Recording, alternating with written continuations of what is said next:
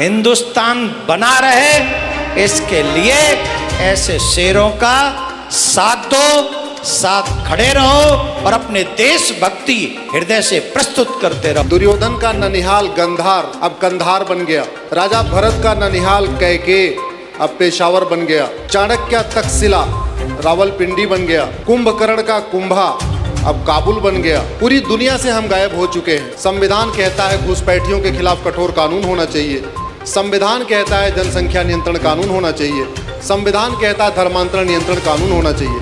तो हम तो वो 20% बचे हुए संविधान को लागू करने की लड़ाई लड़ रहे हैं। भारत में एक भी चर्च, एक भी दरगाह, एक भी मज़ार, एक भी मस्जिद सरकार के कंट्रोल में नहीं है। 4 लाख मंदिर सरकार के कंट्रोल में है।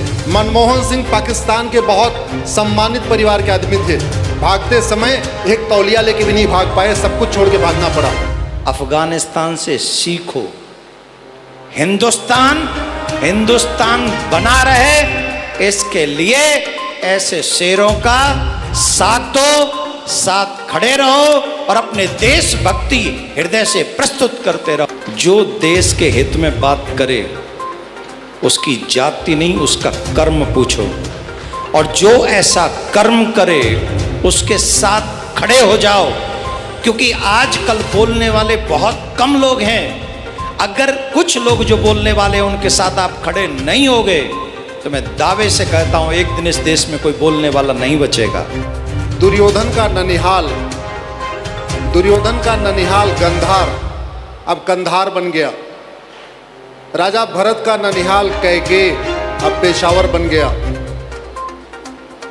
चाणक्य तक्षशिला रावलपिंडी बन गया। कुंभकर्ण का कुंभा अब काबुल बन गया। पूरी दुनिया से हम गायब हो चुके हैं। भारत के 9 राज्यों में खत्म हो चुके हैं। 22 राज्य और बचे हुए हैं। और अभी भी महाराज जी, अगर ये जो 5 कानून हैं और जो संविधान सम्मत हैं, संविधान में है ये, हम कोई रॉकेट साइंस की मांग नहीं कर रहे हैं। हम तो कह रहे हैं संविधान को लागू कर दो। संविधान कहता है समान शिक्षा हो, संविधान कहता है समान नागरिक संहिता हो, संविधान कहता है घुसपैठियों के खिलाफ कठोर कानून होना चाहिए, संविधान कहता है जनसंख्या नियंत्रण कानून होना चाहिए, संविधान कहता है धर्मांतरण नियंत्रण कानून होना चाहिए। तो हम तो वो 20% बचे हुए संविधान को लागू करने की लड़ाई लड़ रहे हैं। हम कुछ नया नहीं मांग रहे। और आप महाराज जी, संविधान जैसा आपने हमें खुद ही बताया, संविधान 2 शब्दों से मिलकर बना है, समधन विधान। समधन विधान बराबर संविधान। ऐसा विधान जो सबके लिए समान रूप से लागू हो उसको कहते हैं संविधान।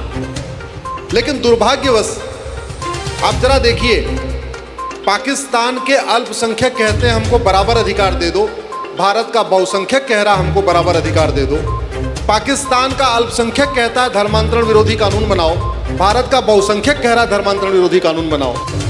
भारत में एक भी चर्च, एक भी दरगाह, एक भी मज़ार, एक भी मस्जिद सरकार के कंट्रोल में नहीं है। 4 लाख मंदिर सरकार के कंट्रोल में है।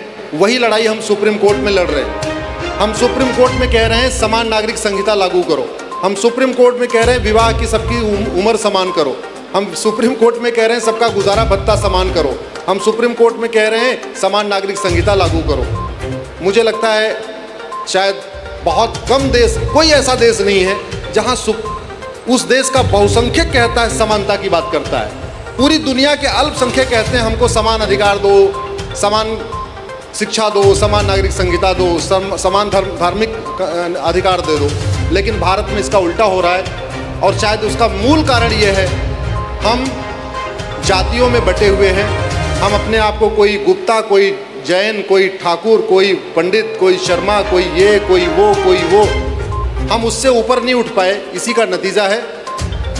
मैं 2 मिनट के अंदर अपनी बात खत्म करूंगा, जरा गौर से समझिएगा। राम जेठमलानी पाकिस्तान के बहुत संभ्रांत परिवार के आदमी थे, लेकिन जब भागते समय उनके हाथ में केवल 10 रुपए की नोट थी। मनमोहन सिंह पाकिस्तान के बहुत सम्मानित परिवार के आदमी थे। भागते समय एक तौलिया लेके भी नहीं भाग पाए, सब कुछ छोड़ के भागना पड़ा। और कश्मीर का हाल सबको पता है, बंगाल हमारे हाथ से निकल गया है। जितना बचा हुआ है उसी को हम बचा लें, उसी की बचाने की लड़ाई महाराज जी आप जैसे गुरुओं के कृपा से हम लड़ रहे हैं। आपकी प्रेरणा रहेगी, आप सबका सहयोग रहेगा, ये लड़ाई जारी रहेगी। हम तो यही कहते हैं, हम रहें ना रहें, हमारा भारत बचना चाहिए। हम रहें ना रहें, हमारा सनातन बचना चाहिए। बहुत बहुत धन्यवाद। आप भी रहेंगे, आपका भारत भी रहेगा, आप भी रहेंगे, आपका सनातन भी रहेगा।